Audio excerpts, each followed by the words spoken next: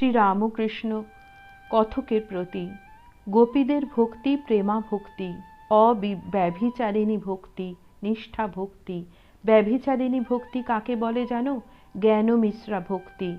যেমন কৃষ্ণই সব হয়েছেন, তিনি পরম ব্রহ্ম, তিনি রাম, তিনি শিব, তিনি শক্তি, কিন্তু ও জ্ঞানটুকু প্রেমা ভক্তির সঙ্গে মিশ্রিত নাই। দ্বারকায় হনুমান এসে বললে সীতারাম দেখব। ঠাকুর রুক্মিণীকে বললেন তুমি সীতা হয়ে বসো, তা না হলে হনুমানের কাছে রক্ষা নাই। পাণ্ডবেরা যখন রাজসূয় যজ্ঞ করেন তখন যত রাজা সব যুধিষ্ঠিরকে সিংহাসনে বসিয়ে প্রণাম করতে লাগলো। বিভীষণ বললেন আমি এক নারায়ণকে প্রণাম করব, আর কারুকে করব না। তখন ঠাকুর নিজে যুধিষ্ঠিরকে ভূমিষ্ঠ হয়ে প্রণাম করতে লাগলেন।